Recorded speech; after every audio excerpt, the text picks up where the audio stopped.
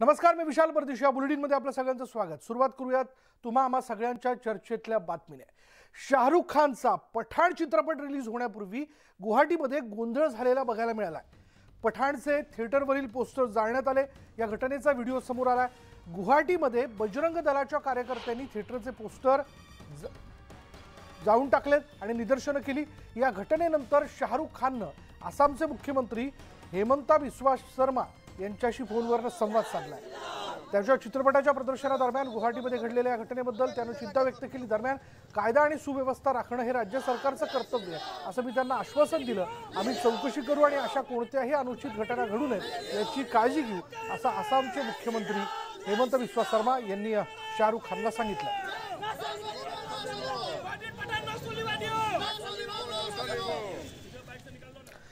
दरम्यान शाहरुखचा फोन येण्याआधी शाहरुख खान कोण आहे, मला पठाणबद्दल काही माहिती नाही असं विधान आसामचे मुख्यमंत्री हेमंत बिस्वा शर्मा यांनी केलं होतं.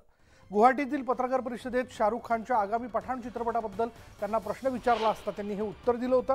पठाण चित्रपटाबद्दल त्यांनी काही जाणून घेण्यास नकार दिला होता. बजरंग दलाच्या कार्यकर्त्यांच्या निषेधाबाबत काही अडचण आली असती तर शाहरुख खाननं मला फोन केला असता असंही त्यांनी म्हटलं होतं.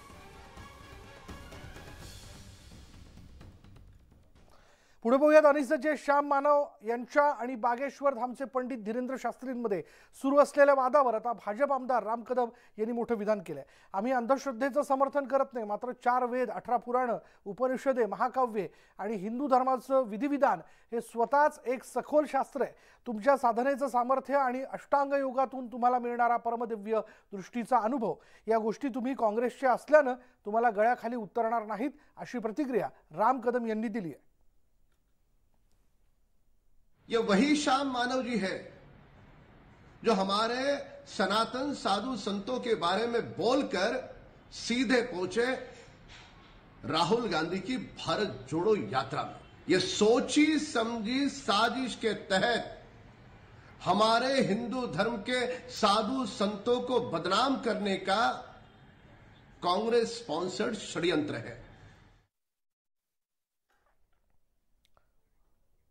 मध्य प्रदेशातील बागेश्वर धामचे पंडित धीरेंद्र शास्त्रींवरून वाद सुरू झाला. धीरेंद्र शास्त्री समाजात अंधश्रद्धा पसरवत असल्याचा आरोप अंधश्रद्धा निर्मूलन समितीने केला आणि त्यामुळे पंडित धीरेंद्र शास्त्री चर्चेत आलेत. पाहूयात याविषयीचा हा स्पेशल रिपोर्ट. बोले बागेश्वर धाम सरकार की. कि हम बीच में कथा छोड़कर भागे ये बोलना बंद कर दें. हमने 7 दिन की कथा की, एक भी व्यक्ति को चुनौती की बात लेकर या लेटर लेकर क्यों नहीं भेजा. बाबाच्या गूढ विश्वाचे किती राज. वो आए, जो हमें प्रेरणा लगेगी वो हम लिखेंगे और जो कलमबद्ध करेंगे वो सत्य निकलेगा. हमें अपने इष्ट पर इतना भरोसा है. चमत्कार की अंधश्रद्धेचा बाजार.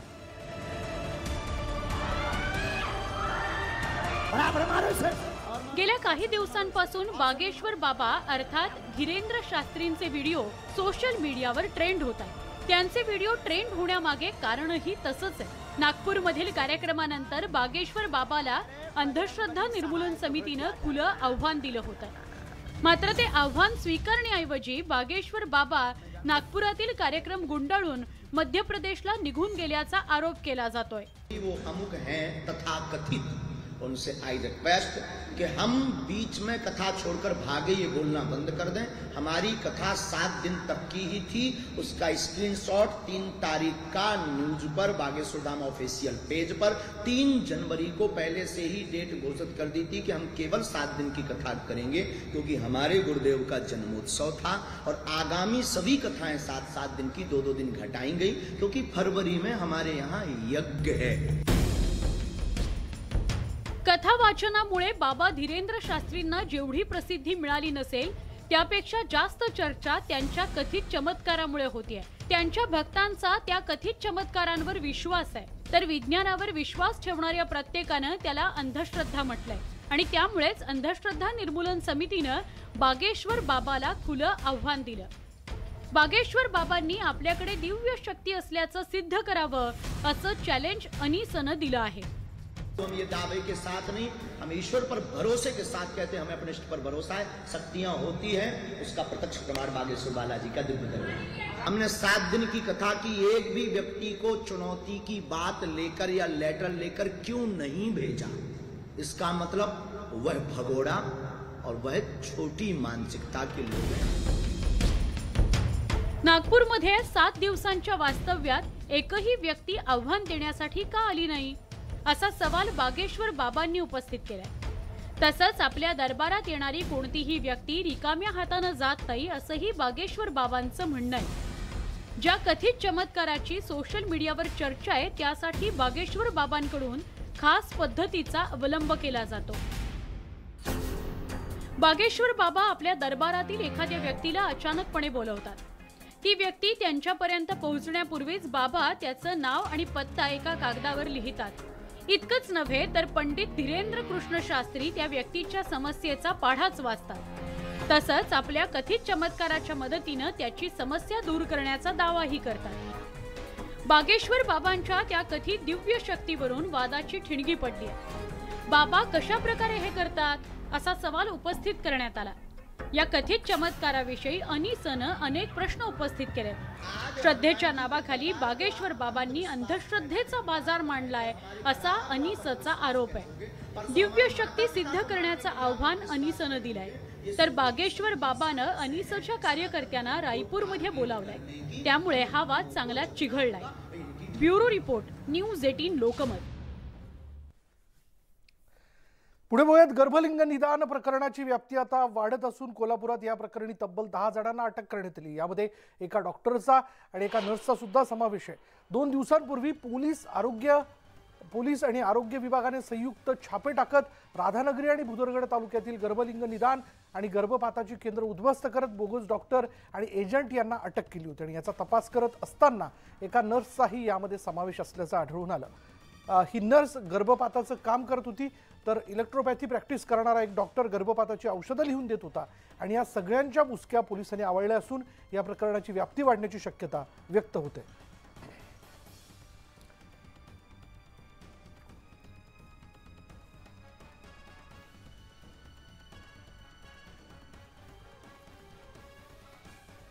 पुढे बघूयात, मध्यावधी निवडणुका लागल्याच पाहिजेत, म्हणजे लोकांना पक्षाची खरी ताकद कळेल।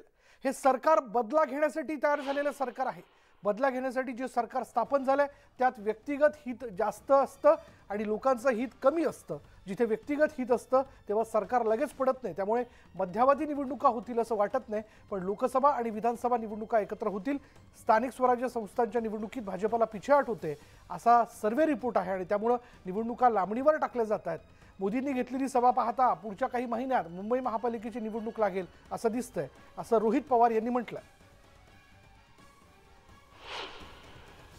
सरकार जर आपण त्या ठिकाणी बघितलं, हे बदला घेण्यासाठी सरकार झालेलं आहे हे मी म्हणत नाही। भाजपचे मोठे नेते त्या ठिकाणी बोलतात आणि बदला घेण्यासाठी एखादं सरकार जेव्हा फॉर्म होतं त्याच्या मागे व्यक्तिगत हित असतं, लोकांचं हित नसतं। पण आपलं सरकार टिकलं पाहिजे, लोकांचे विषय राहतात बाजूला, ठराविक आमदारांचे विषय येतात पुढं आणि पदाचे विषय पुढे येतात। त्यामुळे मला असं वाटत नाही की इलेक्शन हे लवकर त्या ठिकाणी लागू शकतं। पुढे बघूया, शिवसेना वंचित आघाडीत काँग्रेस राष्ट्रवादी आल्यास स्वागतच आहे असं विधान बाळासाहेब आंबेडकर यांनी केलंय। शिवसेना आणि आमच्या युतीबाबत आमची जी युती त्या संदर्भात बोलणी झालेली आहे। उद्धव ठाकरे यांनी घोषणा करावी असं आम्ही म्हटलं, मात्र शिवसेना राष्ट्रवादी आणि काँग्रेस यांच्यासोबत चर्चा करत असून एकत्रित घोषणा करावी अशी उद्धव ठाकरे यांची भूमिका आहे। काँग्रेस आणि राष्ट्रवादी आघाडीत आल्यास त्यांचं स्वागतच आहे असं वंचित बहुजन आघाडीचे नेते बाळासाहेब आंबेडकर यांनी अमरावतीतल्या पत्रकार परिषदेत सांगितलं। त्यांना असं वाटतं की आपण असताना राष्ट्रवादीने बरोबर घेतलं पाहिजे आणि काँग्रेसलाही बरोबर घेतलं पाहिजे। तो त्यांच्यामधला असणारा इश्यू आहे। आम्ही त्यांना असताना म्हटलं की तुम्ही काँग्रेसलाही घेऊन या, त्यांचंही आम्ही स्वागत करू, राष्ट्रवादीलाही घेऊन या, त्यांचंही आम्ही स्वागत करू। ज्या दिवशी त्यांचा निकाल होईल, म्हणजे बोलणीच्या संदर्भात सेनेमधला निकाल होईल की आता आपण ही तरी घोषणा करू आणि मग पुढे जाऊ, त्या दिवशी ती घोषणा होईल असं मी त्या ठिकाणी ग्राह्य करतो। उद्या बाळासाहेब ठाकरेंच्या जयंती दिनानिमित्त राज्यभरात विविध कार्यक्रमांचं आयोजन करण्यात आलंय. मात्र मंत्रालयात होणाऱ्या तैलचित्राच्या कार्यक्रमाला उद्धव ठाकरे हजेरी लावणार नाहीत. हा राजकीय कार्यक्रम असल्याची टीका राऊतांनी केली. तसंच जनतेच्या मनात असेल तर निश्चितपणे राहुल गांधी पंतप्रधान होतील असा विश्वासही राऊतांनी व्यक्त केला. तो राजकीय कार्यक्रम आहे, त्याच्यावरती न बोललेलं बरं. तो राजकीय कार्यक्रम आहे. जे स्वतःला आम्ही मोदींचे लोक म्हणतात, त्या मोदींच्या लोकांनी त्यांच्या राजकीय स्वार्थासाठी तो कार्यक्रम लावला. पण ठीक आहे, शिवसेना प्रमुखांचं तैलचित्र आहे, त्याच्यामुळे ते त्याच्याविषयी टीका टिप्पणी करणं बरोबर. एक बिगर राजकीय कार्यक्रम, मी राजकीय म्हणत नाही त्याला, आणि त्याची भीती वाटते आहे टीका करणाऱ्यांना. त्या यात्रेमागची भावना समजून घ्या, राष्ट्रहिताची, या देशामधला द्वेष भावना नष्ट करण्यासंदर्भात. पण आता काही लोकांना फक्त टीका करण्याचंच काम आहे, त्यांना करू द्या ना. 4,500 किलोमीटर काय, तुम्ही 450 किलोमीटर चालून दाखवा या देशासाठी. लोकांनी ठरवलं तर कोणी पंतप्रधान होऊ शकेल. राहुल गांधीच कशाला, लोकांची इच्छा आहे, लोक ठरवतील. धनुष्यबाण हे बाळासाहेबांचे आहे आणि त्यामुळे ते बाळासाहेबांच्या शिवसेनेलाच मिळणार असा विश्वास शालेय शिक्षण मंत्री दीपक केसरकर यांनी कल्याणमध्ये बोलताना व्यक्त केला. तसंच त्यांनी भारत जोडो यात्रेत सहभागी झालेल्या संजय राऊत यांच्यावर नाव न घेता टीका केली. धनुष्यबाण हे बाळासाहेबांचं आणि त्याच्यामुळे ते बाळासाहेबांच्या शिवसेनेलाच मिळणार याची मला मनोमन खात्री आहे. ज्या लोकांनी बाळासाहेबांचे विचार बाजूला ठेवले, सत्तेसाठी जे काँग्रेस आणि राष्ट्रवादीच्या दावणीला नेऊन त्यांनी आपल्या कार्यकर्त्यांना बांधलं, ते बाळासाहेबांना कदापिही आवडलं नसतं.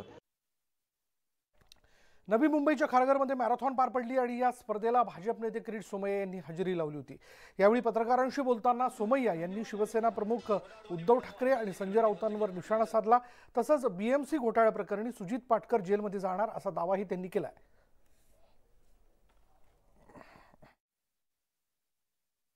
उद्धव ठाकरे आणि त्यांचे प्रवक्ते प्रत्येक गोष्टीत न्यायालयापासून निवडणूक आयोगापासून इलेक्शन कमिशन पर्यंत फार वाईट वाटतं व त्यांची स्थिती बघून.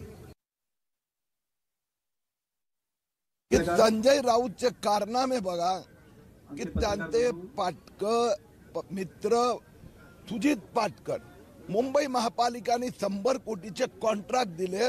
24 जून 2020 त्यांना 100 कोटीचा कॉन्ट्रॅक्ट देण्याची मीटिंग झाली. सुजित पाटकर त्यांचे पार्टनर उपस्थित होते आणि कंपनीचं रजिस्ट्रेशन ऍप्लिकेशन 26/2/2020 म्हणजे उद्धव ठाकरेचा राज्यात मुंबई महापालिका अशा प्रकारचे कारनामे करायचे. आता सुजित पाटकर सिनियर सिटीजन आणि नंबर आहे. पुढे बातमी उपनगरातनं डोंबिवलीमधील एका कुटुंबानं आपल्या मुलीचं नाव चक्क शिवसेना असं ठेवलंय. पांडुरंग आणि नीलम वाडकर या दाम्पत्यानं आपल्या मुलीचं नाव शिवसेना ठेवलेलं आहे आणि 17 ऑक्टोबर 2022 रायगड जिल्ह्यातील किये गावात या चिमुकलीचा जन्म झाला. शिवसेनेवर नितांत प्रेम करणाऱ्या आणि कट्टर कार्यकर्ता असलेल्या चिमुकलीचे वडील पांडुरंग यांच्या स्वप्नात शिवसेना प्रमुख बाळासाहेब ठाकरे आले आणि त्यांनी तुझ्या घरात शिवसेना आल्याचं त्यांनी सांगितलं. आणि यानंतर पांडुरंग यांनी मागचा पुढचा विचार न करता आपल्या मुलीचं नाव शिवसेना ठेवायचा निर्णय घेतला. उद्या बाळासाहेब ठाकरेंच्या जयंतीनिमित्त त्यांच्या स्मृतीस्थळावर जाऊन महाड इथं बाळासाहेबांचं मंदिर बांधण्याची घोषणा करणार असल्याचंही पांडुरंग यांनी सांगितलं. शिवसेना नक्की कुणाची हे काही दिवसांनी स्पष्ट होईल. मात्र शिवसेनेवर आणि बाळासाहेब ठाकरेंवर प्रेम करणारे अनेक लोक आहेत आणि त्या प्रेमापोटी डोंबिवलीतील पांडुरंग वाडकर यांनी आपल्या मुलीचं नाव चक्क शिवसेना ठेवलंय. पार्श्वभूमी अशी आहे, जी माझी मुलगी जन्माला आली 17 ऑक्टोबरला आणि त्याच दिवशी रात्री बाळासाहेब ठाकरे माझ्या स्वप्नामध्ये आले आणि त्यांना मी देव मानतो. स्वप्नात आल्यानंतर त्यांनी त्यांच्याशी मी संवाद साधला. तू काय काळजी करू नकोस, टेन्शनही घेऊ नकोस, शिवसेना तुझ्या घरामध्ये आलेली आहे. आणि ह्या अनुषंगाने तेवढ्यात माझ्या मोठ्या मुलगी संस्कृती वाडकर हिने फोन केला की पप्पा आपल्याला मुलगी झाली. मला खूप अगदी मनापासून आनंद इतका वाटला. बाळासाहेब म्हटले की तुझ्या घरात शिवसेना आली, इथंच म्हणजे हेच त्यांनीच नाव सुचवलेलं आहे. त्या अनुषंगाने मी ते नाव शिवसेना ठेवलेलं आहे. आपण पाहिलं की ही सगळी पार्श्वभूमी आहेत. ह्या त्या बाळाची आई आहे आणि हे ते बाळ आहे ज्याचं नाव शिवसेना आहे. वहिनींना पण आपण विचारूयात. वहिनी, आज तुमच्या मुलीचं नाव शिवसेना ठेवलंय, तुम्हाला आवडतंय का ते? हो आवडतंय. हो आवडतंय. सगळीकडे चर्चा आहे शिवसेनेची. वेगळं आहे म्हणजे असं नावाचं शिवसेना असं कुठेच नाही. आणि ही जन्माला आली तेव्हा असं हे मला लगेच बोलले की तिचं नाव शिवसेना ठेवूया म्हणून. मी म्हटलं ठीक आहे. व्हिडिओ जर्नलिस्ट स्वरूप भालेरावसह गणेश गायकवाड, न्यूज 18 लोकमत, डोंबिवली. उद्या बाळासाहेब ठाकरेंची जयंती आणि त्यानिमित्तानं स्मृतीस्थळावर अभिवादन करण्यासाठी मोठी गर्दी होते. बृहन्मुंबई वृत्तपत्र विक्रेता संघ आणि विविध शाळेच्या विद्यार्थ्यांनी स्मृतीस्थळावरती येऊन आज बाळासाहेबांना अभिवादन केलंय. स्मृतीस्थळावरनं आढावा घेतला आमचे प्रतिनिधी गणेश गायकवाड यांनी. हिंदू हृदय सम्राट बाळासाहेब ठाकरे यांची 23 जानेवारीला जयंती आहे आणि या दिवसाचा औचित्य साधून गेल्या आठवडाभरापासून स्मृतीस्थळावर भेट देण्यासाठी अनेक बाळासाहेबांचे चाहते असतील, शिवसैनिक असतील, ते दाखल होत असतात दादरमध्ये. ही सगळे शाळकरी विद्यार्थी आहेत जे बाळासाहेबांच्या प्रेरणेने या ठिकाणी आलेले आहेत त्यांना अभिवादन करण्यासाठी. काय नक्की त्यांच्या भावना आहेत लहान मुलांना विचारूयात. बाळा, कुठून आलास तू? डिला रोड. काय इकडे कशासाठी आलाय? स्मृतीसाठी बाळासाहेब ठाकरे. काही मोठी मंडळी त्यांच्यासोबत आहेत, त्यांना विचारूयात. सर, काय सांगाल, आज बाळासाहेबांना आदल्या दिवशी अभिवादन करण्यासाठी आलात कारण उद्या बाळासाहेबांची जयंती आहे? आम्ही ब्रह्ममुंबई वृत्तपत्र विक्रेता संघाचे सगळे पदाधिकारी आहोत. बाळासाहेबांनी आम्हाला आशीर्वाद दिला होता आणि आज त्या गेली 40 वर्ष आम्ही शिवसेनेसोबत आणि बाळासाहेबांसोबत निष्ठावंत म्हणून आहोत. आज आमच्या मुलांना बाळासाहेब कळले पाहिजे. बाळासाहेबांनी आमच्यासाठी काय केलं ते आम्ही मुलांना प्रबोधनात्मक सांगतो. शाळेतनं कॉलेजमध्ये बोलतो आम्ही आणि मुलांना काय एक्झॅक्ट काय होतं बाळासाहेबांचा आजच्या स्मृतीस्थळावर आलो कारण की उद्या प्रचंड गर्दी असणार आहे आणि आज सुट्टीचा दिवस रविवार आहे म्हणून आदल्या दिवशी आम्ही मुलांना घेऊन इथे सगळं आलो. बाळासाहेबांचे विचार हे अनेक पिढ्या, अनेक तरुणांसाठी अनेकांना प्रेरणादायी असणार आहेत आणि उद्याच्या 23 तारखेला महाराष्ट्रभरातून नाही तर देशभरातून बाळासाहेबांचे भक्त जे आहेत किंवा शिवसेनेचे जे कार्यकर्ते आहेत ते स्मृतीस्थळाला भेट देणार आहेत. व्हिडिओ जर्नलिस्ट सचिन कुबडेसह गणेश गायकवाड, न्यूज 18 लोकमत, स्मृतीस्थळ, दादर. देशाची आर्थिक राजधानी मुंबईतील कोस्टल रोडच्या कामाला चांगलाच वेग आलेला आहे. मुंबईकरांनाच नाही तर मुंबईत येणाऱ्या पर्यटकांचं आकर्षण असलेला कोस्टल रोड अर्थात सागरी महामार्ग झपाट्यानं पूर्ण होतोय. अत्याधुनिक मोनोपाईल तंत्रज्ञानावर आधारित तयार होणारा कोस्टल रोड हा मुंबईच्या सौंदर्यातील एक महत्त्वाचा माइलस्टोन होणार हे नक्की. मुंबईचा खरा तर मूळ रहिवासी आहे तो कोळी बांधव. विशाल सागरी समुद्र किनारा लाभलेल्या या मुंबईच्या समुद्रामध्ये आपल्याला जागोजागी दिसतात त्या कोळी बांधवांच्या होड्या. त्याच आज आपल्याला याच ठिकाणी दिसत आहे. आणि हा कोस्टल रोडचं काम ज्यावेळेस सुरू झालं त्यावेळेस या ठिकाणी सगळ्यांनी स्वागत जरी केलं तरी कोळी बांधवांनी आपल्या समस्येसाठी केला होता विरोध. कारण ज्या पद्धतीनं या कोस्टल रोड हा समुद्रात जाताना आपल्याला दिसतोय त्या ठिकाणावर यांच्या बोटी आतमध्ये जायला कोणता रस्ताच नव्हता. आता एक मोठा गॅप आपल्याला त्या ठिकाणी दिसतोय. मुख्यमंत्री एकनाथ शिंदे यांनी याच महत्वाच्या मुद्द्याला मच्छीमार बांधवांचा, कोळी बांधवांचा जो विरोध होता त्या मुद्द्याला स्पर्श केला आणि 60 मीटर व्यासीचा जो गॅप होता तो 120 मीटर करायचा निर्णय घेतला. त्याचं काम सुरू आहे तेही आपल्याला दिसतंय. कोस्टल रोडचं काम जसजसं सुरू आहे तसंच त्याचबरोबर जे येणाऱ्या समस्या आहे, जे येणारे प्रश्न आहे, ज्या अडचणी आहे त्या सोडवण्याचंही काम सुरू झाल्यामुळं सगळ्यात मोठा फायदा होतोय तो कोस्टल रोड निर्मितीला. समुद्राच्या भरतीच्या म्हणजे या लाटांचा भरती आणि ओहोटीचा खेळ तर हा नेहमी सुरूच असतो पण याच्यामध्ये हा प्रश्न सोडवणं सगळ्यात महत्वाचं होतं. त्यामुळे कोस्टल रोडच्या कामातला हा सगळ्यात मोठा अडथळा दूर झालाय असं आता तरी मानलं जात आहे. कोळी बांधवांच्या समस्या अजूनही काही असेल तर त्या सोडवण्याचं आश्वासन मुख्यमंत्री देत आहे. बघूया अजून काय काय होतंय ते. पुढे बघूयात प्रजासत्ताक दिनानिमित्त नवी दिल्ली इथे होणाऱ्या संचलनात महाराष्ट्राच्या चित्ररथात यंदा राज्यातील 3.5 शक्तिपीठं आणि स्त्री शक्ती जागर याचं दर्शन होणार आहे. या देवींच्या भव्य तितक्या सुंदर प्रतिमांचं आणि त्यांच्या माध्यमातून स्त्री सामर्थ्याचं दर्शन यावेळी सर्व देशवासियांना होईल. कोल्हापूर, तुळजापूर श्री क्षेत्र, माहूर आणि सप्तशृंगी देवी या पीठांचं महात्म्य या चित्ररथाच्या माध्यमातून तसंच गीतसंगीताच्या माध्यमातून राजपथावर उलगडेल.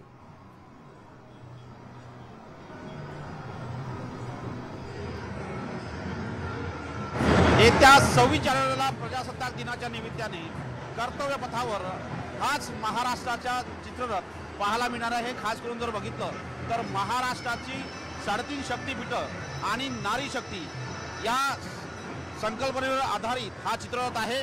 महत्त्वाचं म्हणजे जर बघितलं या सगळ्या चित्ररथाची संकल्पना ही महाराष्ट्रातील धार्मिक प्रवृत्ती आणि त्या संदर्भात असलेले आपल्याकडे असलेले शक्तिपीठ याच्या आधारावरती तयार करण्यात आलेली आहे। खास करून एक प्रजासत्ताक दिनानिमित्त जे पथसंचलन होणार आहे त्यामध्ये 27 चित्ररथ सामील होणार आहे। त्यापैकी महाराष्ट्राचा चित्ररथ हे अत्यंत महत्त्वाचा आहे। या पथसंचलनादरम्यान धनगरी नृत्य देखील आपल्याला पाहायला मिळणार आहे। अंबाबाई असो, कोल्हापूरची अंबाबाई असो, वणीमधील देऊळ असो, वणीमधील मंदिर असो किंवा सोबतच जर बघितलं तर ज्या पद्धतीनं माहिती मिळते की या निमित्ताने कुठेतरी महाराष्ट्रातील सांस्कृतिक देवाणघेवाण, महाराष्ट्राची सांस्कृतिक जी धरातल आहे, महाराष्ट्राची सांस्कृतिक ठेवा आहे तो सर्वसामान्य कळाला यासाठी प्रजासत्ताक दिनानिमित्त राजपथावर म्हणजे कर्तव्य पथावर असा चित्ररथ पाहायला मिळणार आहे। कोल्हापूर, तुळजापूर, माहूर आणि वणी या 3.5 शक्तिपीठांचा देखावा असणार आहे। समोर देवीची गोंधळी असणार आहे, चित्ररथावर कोतराज असणार आहे आणि 3.5 शक्तिपीठाची रूपात नारी शक्तीचा जी संकल्पना आहे, नारी शक्तीचा उगम जो आहे तो दाखवण्याचा प्रयत्न कुठेतरी या निमित्ताने करण्यात येणार आहे। नवी दिल्लीहून व्हिडिओ जर्नलिस्ट नरेंद्रसह प्रशांत रामदास, न्यूज 18 लोकमत। आता बातमी कोल्हापूरमधून। कोल्हापूरच्या अंबाबाई मंदिरातल्या गरुड मंडपाच्या महत्त्वाच्या 8 खांबांना वाळवीने पोखरलं असल्याचं धक्कादायक वास्तव समोर आलंय। मंदिर प्रशासनाकडून हे खांब दुरुस्त करण्याचं काम युद्धपातळीवर सुरू करण्यात आलंय। गरुड मंडपाला एकूण 48 खांब आहेत, ज्यात 20 फूट लांबी आणि 15 इंच बाय 15 इंच जाडीचे 8 मुख्य खांब आहेत। आणि पण याच गरुड मंडपाच्या महत्त्वाच्या 8 खांबांना वाळवीने फरशीच्या खालून पोखरलं असून खांबाच्या अवतीभोवती असणारी फरशी काढल्यानंतर गरुड मंडप कशा प्रकारे धोकादायक स्थितीत आहे हे समोर आलंय। वाळवीने पोखरलेला हा काही भाग कट करून त्याच्या खाली दगडी चौथऱ्याचा आधार देण्याचं काम युद्ध पातळीवर सुरू आहे।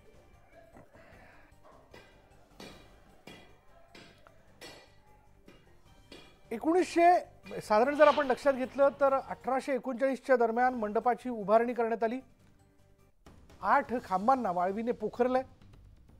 गरुड मंडपाला एकूण 48 खांब आहेत, 20 फूट लांबी आणि 15 इंच बाय 15 इंच जाडीचे 8 मुख्य खांब आहेत। नवीन खांब बसवण्यासाठी 2000 घनफूट इतकं लाकूड लागणार आहे। लाकूड किमान 40 फूट उंचीच्या झाडातून घ्यावा लागेल।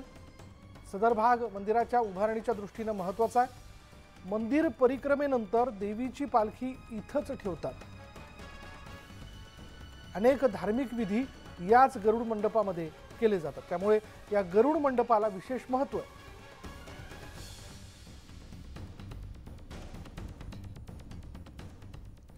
पुढे बघा, शेतकऱ्यांसाठी 170 एकरावर कृषी शेती प्रदर्शन जे आहे ते बारामतीमध्ये भरवण्यात आले।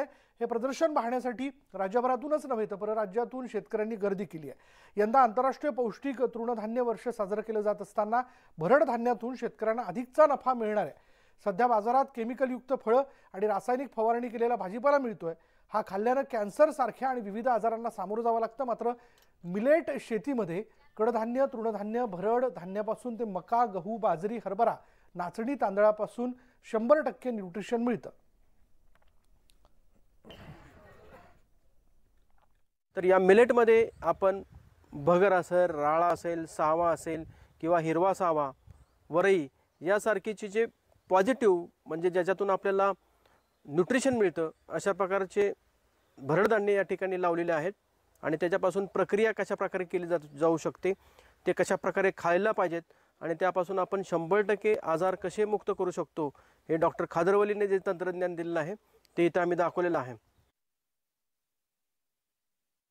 प्रोसेसिंग याच्यावर प्रक्रिया केली पाहिजे। त्याच्यापासून तुम्ही ज्वारी, बाजरीचे पोहे, चिवडा, त्याचं पीठ हे करून विकलं पाहिजे। आता जगभरात या लोकांना गहू तांदळामुळं किंवा बाकीच्या पेस्टिसाईडमुळं आजार होत आहे, डायबिटीज होत आहे, कॅन्सर होत आहे। आता हे जे भरडधान्य सगळे ज्वारी, बाजरी, नाचणी यामुळं यामध्ये ग्लुटेनचं प्रमाण फार कमी आहे, म्हणजे नाहीच आहे। त्याच्यामुळे डायबिटिक पेशंटसाठी, कॅन्सर पेशंटसाठी हे खूप मोठं वरदान आहे।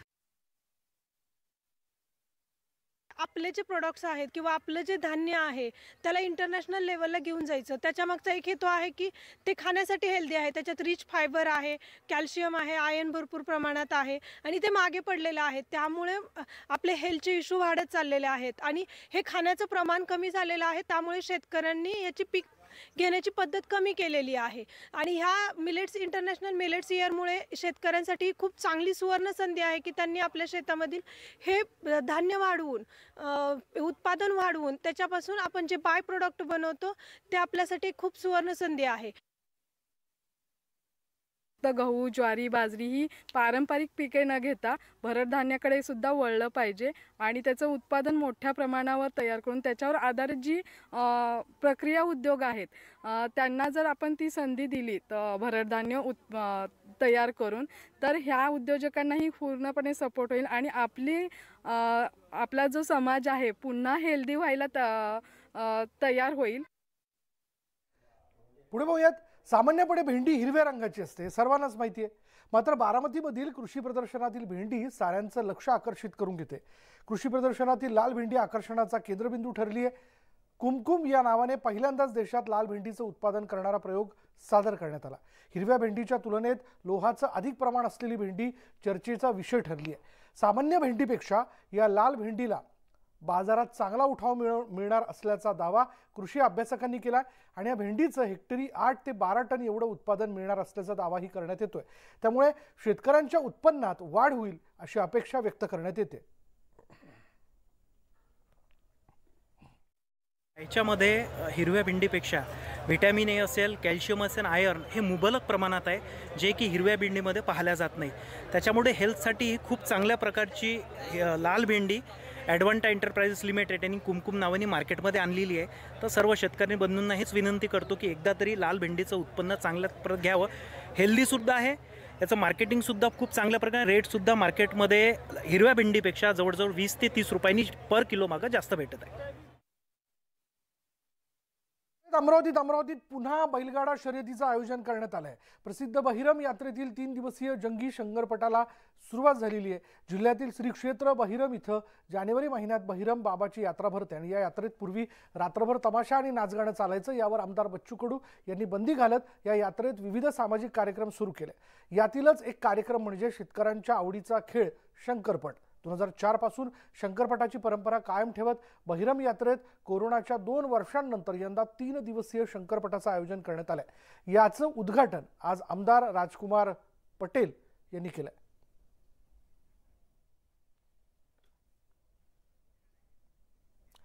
अहमदनगरमध्ये शंकरराव गडाख आणि घुले कुटुंबाचा विवाह सोहळा संपन्न होतोय. जिल्ह्यातील सुनई इथं हा शाही विवाह सोहळा पार पडतोय.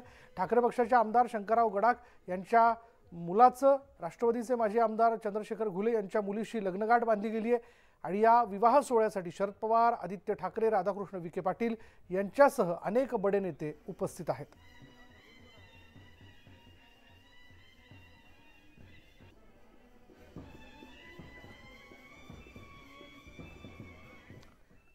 आणि यानंतर इथे वेळ झाली की ब्रेकची. ब्रेक घेऊयात. पहा फक्त न्यूज 18 लोकमत.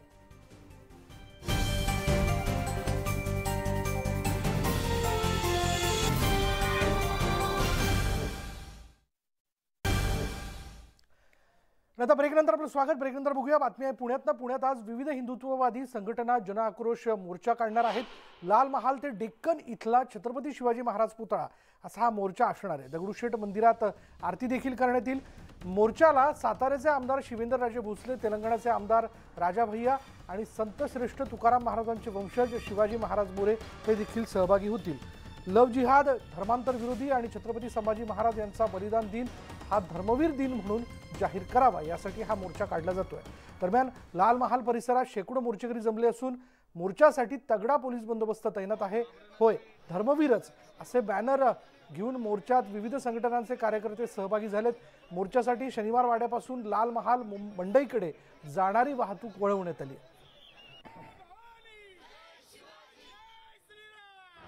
हिंदू समाजातील भगिनींवर जो नियोजनबद्ध अत्याचार होत आहे, नियोजनबद्ध पद्धतीने आपल्या मुलींना, भगिनींना फसवलं जात आहे, त्याच्या विरोधातला हा हिंदू जन आक्रोश आहे. मागील काही दिवसात होणाऱ्या ज्या घटना आहेत या कुठंतरी नियोजनबद्ध होत आहेत.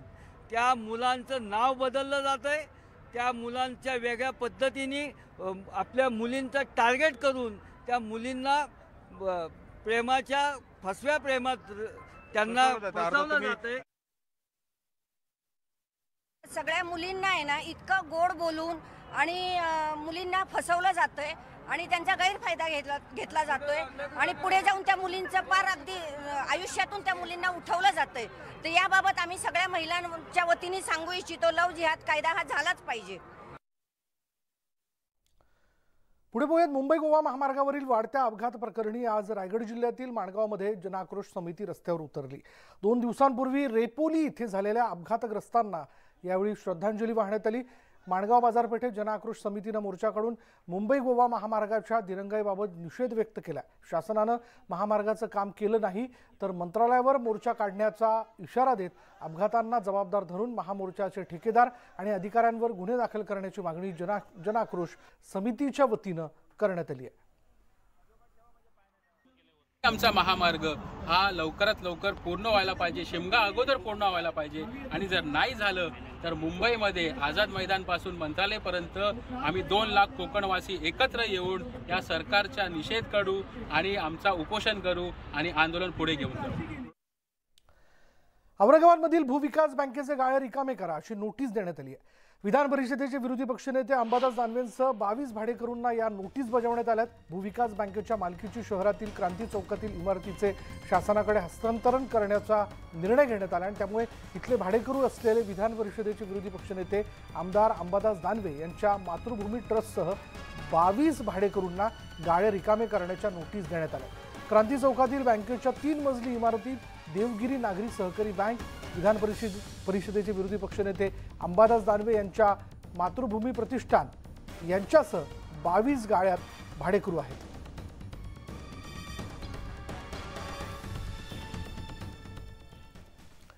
मनमाडच्या ग्रामीण भागात शिक्षण घेण्यासाठी विद्यार्थ्यांना जीव धोक्यात घालून प्रवास करावा लागतोय.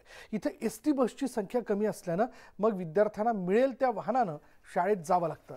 कधी ट्रॅक्टरच्या ट्रॉलीतून तर कधी टँकरमधून हे विद्यार्थी प्रवास करतात. शाळेत वेळेवर पोहोचण्यासाठी मग खाजगी वाहनांना हात देऊन हे विद्यार्थी त्यामध्ये चढतात, त्यातनं प्रवास करतात. शिक्षणासाठी ग्रामीण भागातील या विद्यार्थ्यांना शहरात जावं लागतं.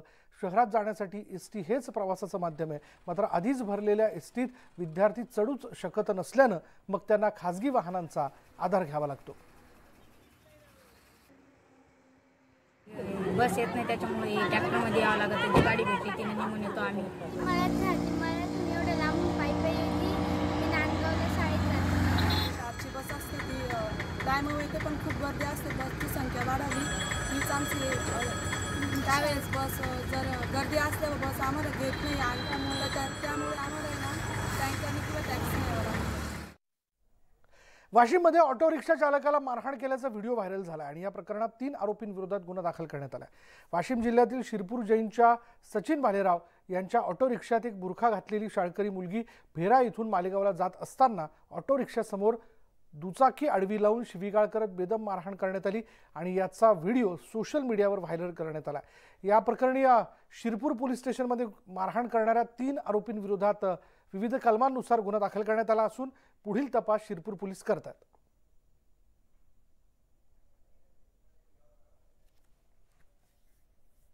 आणि आता एक धक्कादायक बातमी आहे जुन्नरमधून. जुन्नर तालुक्यातील आळेफाटा इथल्या शिक्षकांनी 11वीच्या एका विद्यार्थ्याला लाथाबुक्क्यांनी मारहाण केल्याचा धक्कादायक व्हिडिओ समोर आला. ज्ञानमंदिर ज्युनियर कॉलेज आळेफाटा इथं हा प्रकार घडलाय आणि या प्रकरणी अखेर मारकुट्या शिक्षक आणि सहकारी शिपायावर गुन्हा दाखल करण्यात आला.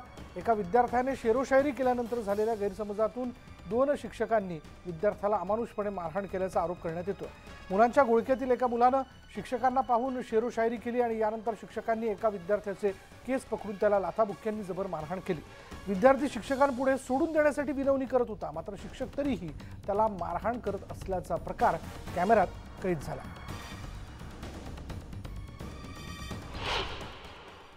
सदर व्हिडिओची खात्री केली असता नमूद पीडित बालकास त्यातील उपप्राचार्य जयसिंग जाधव तसेच त्यातील शिपाई सोमनाथ कुराळे यांनी नमूद बालकास मारहाण केल्याचे खात्री झाल्याने त्यांचे नातेवाईकाला आम्ही तक्रार देण्यासाठी पोलीस स्टेशन येथे बोलवले असता त्या नमूद पीडित बालकाच्या नातेवाईकांनी असमर्थता दाखवले, परंतु घटनेचे गांभीर्य लक्षात घेता सदर नमूद आरोपींविरुद्ध पोलीस स्टेशन आळेफाटा येथे प्रचलित कायद्यान्वये गुन्हा दाखल केलेला असून तपास सुरू आहे. औरंगाबाद शहरातील मॉल, रुग्णालय, हॉटेल आणि कॉलेज हे दुचाकी चोरीसाठीचे हॉटस्पॉट बनलेत. हो, हे खरं आहे. औरंगाबाद शहरातून 2022 या एका वर्षात 918 वाहनं चोरी झालीत आणि याचाच अर्थ शहरातून दिवसाला सरासरी 3 वाहनं चोरीला जातात. पोलिसांनी दिलेल्या माहितीनुसार शहरातील MGM संस्था, प्रोझल मॉल, घाटी रुग्णालय, रेल्वे स्थानक, बस स्थानक आणि कंपन्यांच्या बाहेर रस्त्यावर पार्क केलेली वाहनं चोरीला जातात आणि त्यामुळे या ठिकाणी दुचाकी चोरीचे हॉटस्पॉट बनलेत. चोरलेल्या गाड्या ग्रामीण भागात विकल्या जातात किंवा त्याचे सुटे भाग विकण्यात येतात. त्यामुळे 918 पैकी फक्त 293 गाड्याच परत मिळवण्यात पोलिसांना यश आले. दरम्यान अवैध पार्किंग आणि जबाबदारी झटकणाऱ्या पार्किंग चालवणाऱ्यांवर कारवाई किंवा चर्चा करून मार्ग काढू अशी माहिती पोलीस आयुक्तांनी दिली आहे. आपण हे लक्षात ठेवलं पाहिजे की आज मोटरसायकल 1 लाख 1.5 लाख या अशा घरात येते आणि अशी महागडी वस्तू अनेक लोक निष्काळजीपणाने विदाऊट लॉक किंवा घासलेला लॉक किंवा अधिकृत पार्किंगमध्ये न ठेवणे किंवा दुकानात सामान घ्यायला गेले असताना गाडी चावी सोडून देणे असे अनेक कारणं आम्हाला दिसून आलेली आहेत. तरी माझी सर्वांना अशी विनंती आहे, माझं आव्हान आहे की आपण कृपया जे मोटरसायकलचे फॅक्टरी लॉक येतात त्या फॅक्टरी लॉकच्या व्यतिरिक्त एक ॲडिशनल लॉक आपल्या मोटरसायकलला निश्चित लावावा. मनसे पुणे जिल्हाध्यक्ष समीर थिगळे यांच्यावर शनिवारी रात्री गोळीबार झाला असून राजगुरुनगरच्या सातकरस्थळ इथल्या राहत्या घरासमोर हा प्रकार घडला. मी खेडचा भाई आहे, एकाला घालवलाय, तुलाही माज आलाय, तुलाच संपवतोस तुला असं म्हणत पिस्तूल रोखून पैशाची मागणी करत हा गोळीबार करण्यात आला. मुक्का आणि हत्येच्या गुन्ह्यात जामिनावर असलेल्या आरोपींकडून खंडणी मागत पिस्तूल रोखत हा गोळीबार करण्यात आला. मात्र नशीब बलवत्तर होतं म्हणून गोळीबार करताना पिस्तूल न चालल्यानं अनर्थ टळला आणि या प्रकरणी आरोपी मिलिंद जगदाळे आणि मयूर जगदाळे यांच्यावर गुन्हा दाखल करण्यात आला. मात्र दोन्ही आरोपी सध्या फरार आहेत.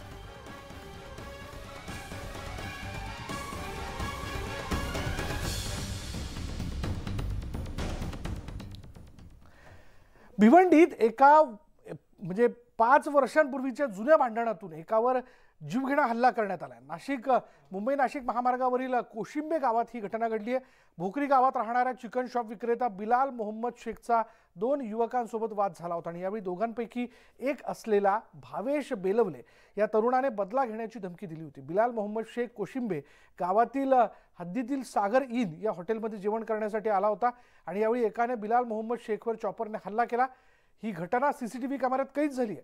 पोलिसांनी या प्रकरणी आरोपी भावेश बेलवले याला अटक केली. पिंपरी चिंचवड शहरातील विद्यार्थिनीचा भांडणाचा पुन्हा एक नवा व्हिडिओ सोशल मीडियावरती व्हायरल झालाय.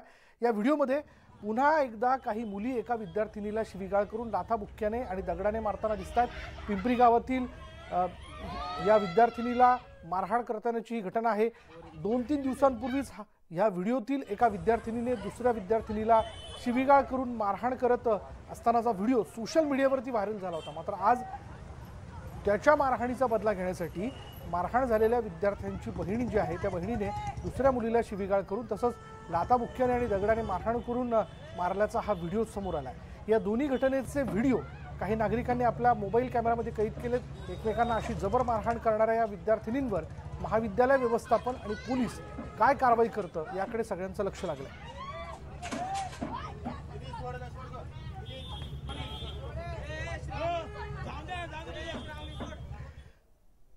आणि यानंतर इथे वेळ झाली का ब्रेकची. ब्रेक घेऊयात. पहा फक्त न्यूज 18 लोकमत.